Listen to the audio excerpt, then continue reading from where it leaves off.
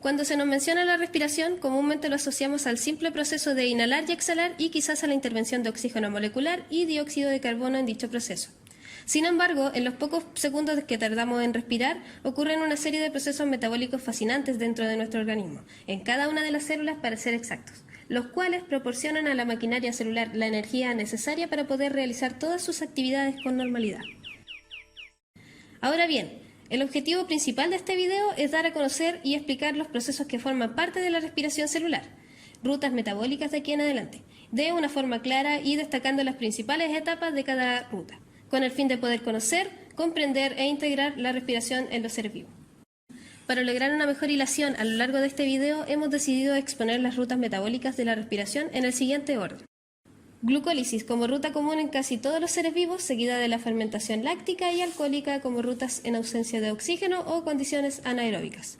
Luego, ya como parte de las rutas aeróbicas, continuaremos con la descarboxilación oxidativa del piruvato, el ciclo del ácido cítrico o el ciclo de Krebs y finalmente la fosforilación oxidativa. Hay que tener en cuenta que todas las reacciones que se nombrarán no ocurren normalmente como las vemos en la materia inerte, sino que son necesariamente catalizadas y apoyadas por una serie de proteínas llamadas enzimas, ya que sin ellas la mayoría de reacciones de nuestro cuerpo tardaría una cantidad indefinida de tiempo en realizarse. Estas enzimas son muy específicas, es decir, existe una diferente para cada molécula o sustrato que nuestro cuerpo permite metabolizar. La glucólisis es la ruta metabólica más común de la glucosa, por lo que es realizada por casi todo tipo de organismos, como en este caso los animales. Esta ruta se da en el citosol y se encarga principalmente de oxidar la glucosa, en dos moléculas de 3 carbonos, denominada piruvato. Esta ruta consta de 10 reacciones que se distribuyen en dos etapas, la fase preparatoria y la fase de beneficio. Primero, en la fase preparatoria, la glucosa, que ya había ingresado a la célula gracias a las proteínas transportadoras GLUT, con el fin de que ésta permanezca en el citosol, es fosforilada por la enzima hexoquinasa en una reacción irreversible que tiene un costo energético de 1 ATP, pues esta molécula es el dador del grupo fosforilo. También se utiliza el ion magnesio para su actividad, como la mayoría de las quinasas. El producto de esta reacción es la glucosa 6-fosfato. Esta molécula, para poder continuar con la glucólisis, debe sufrir una isomerización catalizada por la enzima fosfohexosa isomerasa, convirtiéndose así en fructosa 6-fosfato. Es aquí en donde realmente se diferencia la glucólisis, pues a partir de este paso interviene una enzima exclusiva de este proceso, la fosfofructoquinasa 1, mejor conocida como PFK1. Esta enzima básicamente vuelve a fosforilar la molécula, siendo en la mayoría de organismos una vez más el ATP el dador del fosforilo. Con esto la fructosa 6-fosfato pasa a ser fructosa 1,6 bisfosfato y al tener dos grupos fosforilo está preparada para la rotura del anillo. Ahora se da una de las reacciones más importantes de este ciclo, pues la fructosa 1,6 bisfosfato sufre una rotura reversible catalizada por la aldolasa, obteniéndose así dos triosas fosfato, la dihidroxiacetona fosfato y el gliceraldehído 3-fosfato, mejor conocido como G3P. Antes de pasar a la fase de beneficio, la dihidroxiacetona debe ser convertida en G3P, pues esta es la única molécula que puede ser degradada en las siguientes etapas. Aquí participa la triosa fosfato isomerasa, dando así dos triosas fosfato como aldosas. A modo de síntesis de esta fase, hay que señalar que si bien aquí no ocurre una ganancia de energía, esta etapa es primordial para preparar la glucosa de modo que ésta sea atrapada en el citoplasma y pueda ser convertida en piruvato en la siguiente fase.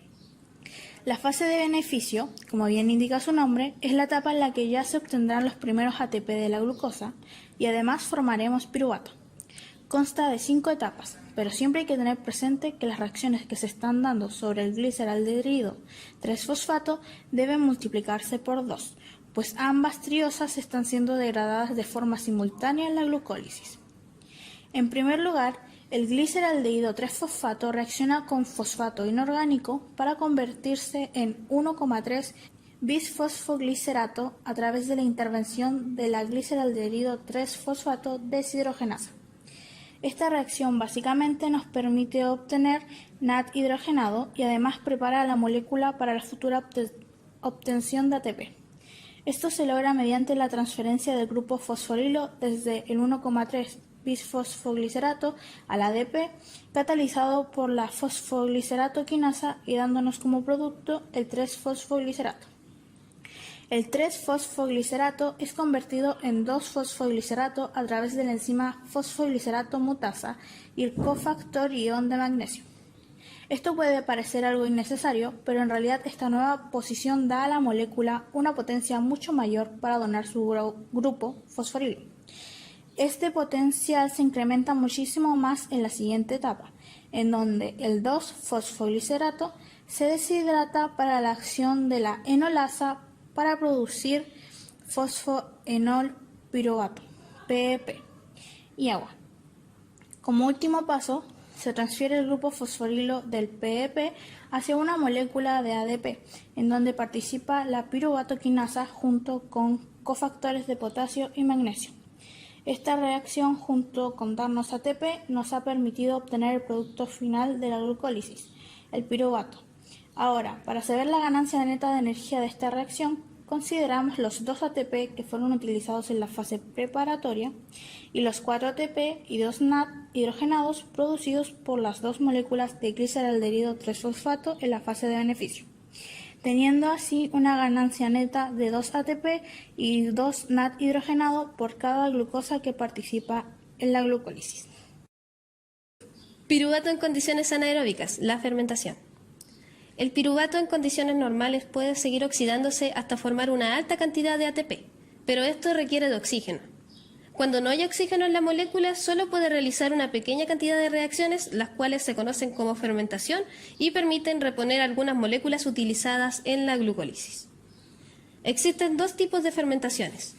Primero, la fermentación alcohólica, que se da en levaduras y algunos microorganismos, en donde se repone el acarreador de electrones NAD+, y degrada el piruvato a etanol y dióxido de carbono en el transcurso de 2 reacciones, gracias a la acción de la piruvato descarboxilasa y la alcohol deshidrogenasa.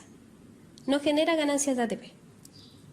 En segundo lugar, y más importante para este video, pues se da en los seres humanos y forma parte de la circulación de la glucosa en el organismo, tenemos la fermentación láctica.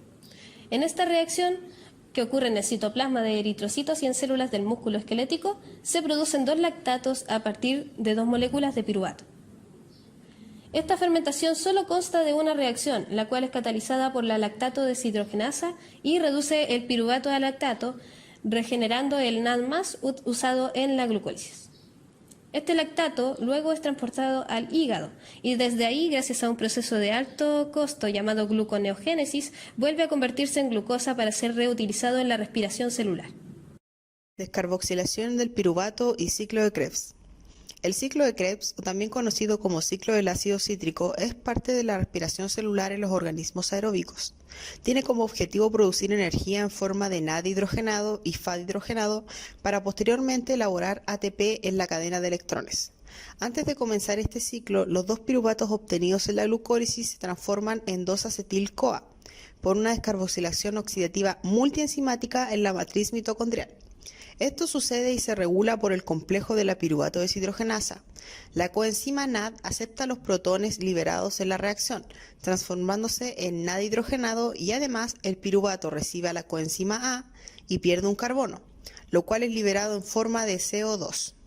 El acetil-CoA, ya en la matriz mitocondrial, es catalizado por la enzima citrato sintasa que lo une al oxalacetato, un intermediario de 4 carbonos, para producir citrato de 6 carbonos.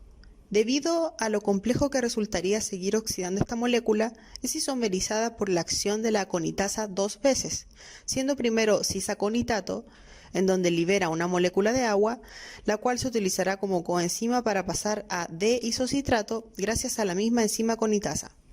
Después actúa la isocitrato deshidrogenasa para pasar a alfa-cetoglutarato, liberando a la vez un NAD hidrogenado y una molécula de dióxido de carbono, es decir, Aquí ocurre una descarboxilación oxidativa.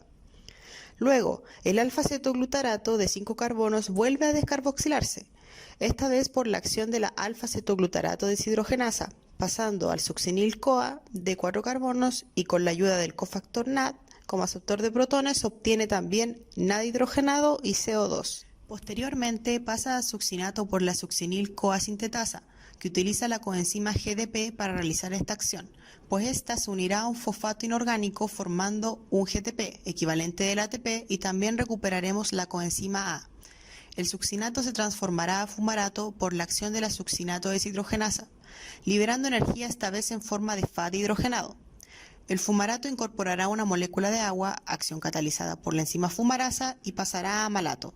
Finalmente, el malato pasa a oxalacetato gracias a la enzima malato deshidrogenasa, liberando de esta manera un último NAD hidrogenado. El acetil-CoA fue completamente oxidado y el oxalacetato final vuelve a quedar disponible para combinarse con un nuevo acetil-CoA y formar el citrato, es decir, el ciclo vuelve a repetirse. En síntesis, en una vuelta completa del ciclo se obtienen un GTP, un FAD hidrogenado y 3 NAD hidrogenados. Pero basándonos en la glucosa inicial que ingresa a la respiración, los 2 acetil-CoA son procesados en el ciclo de Krebs, por lo que la ganancia neta sería 2 GTP, 2 FAD hidrogenado y 6 NAD hidrogenado. La fosforilación oxidativa se realiza en organismos aeróbicos y es la continuación de Krebs. Es llevado a cabo en la membrana interna mitocondrial y tiene como principal función generar ATP en base al NAD y FAD generado en el ciclo anterior. El NAD hidrogenado, al oxidarse, libera protones y electrones, quedando como producto de esto NAD reducido. Los electrones se unen al complejo 1 y para transportarse al transportador Q10 debe liberar protones al espacio intermembranoso, provocando la disminución de energía y la liberación de los electrones. Luego de liberarse pasan por el transportador Q10 llegando hasta el complejo 3 donde bombean otros 4 protones para liberarse y seguir con su objetivo. Después de ser liberado pasa por el transportador citocromo C para llegar hasta el complejo 4 en donde se liberan 2 protones hacia el espacio intermembranoso para que los electrones puedan dirigirse hacia la matriz mitocondrial en donde se une a una molécula de oxígeno obtenido en la respiración, provocando la división de esta molécula por la mitad, por lo que queda media molécula de oxígeno. Luego ésta se une a 2 protones, los cuales pueden ser productos de la oxidación del NAD, acción que ocurre al inicio del proceso, o bien a partir del gradiente de protones formando una molécula de agua, la cual puede ser liberada de nuestro organismo por medio de lágrimas, sudor u otro medio de excreción. Ahora, anteriormente se mencionó la gradiente de protones que es generada por la cadena de transporte producto del bombeo de protones en los complejos desde la matriz mitocondrial al espacio intermembranoso, generando o provocando el almacenamiento de esta energía en la membrana interna. Luego de formar este gradiente de protones, la ATP sintetasa es activada por el flujo de iones de protones que están desplazándose continuamente en este gradiente electroquímico, causando que la enzima gire y catalice la adición de un fosfato a ADP, generando un ATP. Ahora, el FAD, a diferencia del NAD, comienza a oxidarse desde el complejo número 2. Por lo tanto, los electrones que libera van directamente al transportador Q10. Por lo tanto, no libera protones.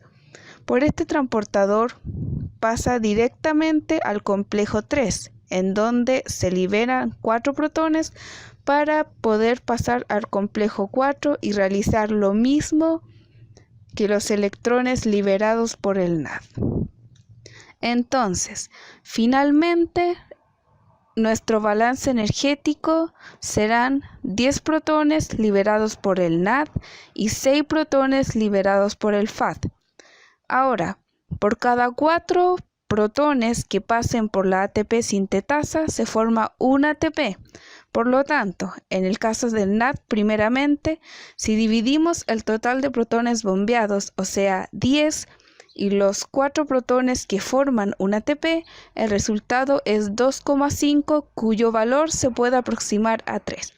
Y por otro lado, en el caso del FAD, que como se dijo anteriormente, comienza desde el complejo 2, se dividen los 6 protones bombeados en total por 4, lo que nos da 1,5. Y como lo hicimos anteriormente, se puede aproximar a 2.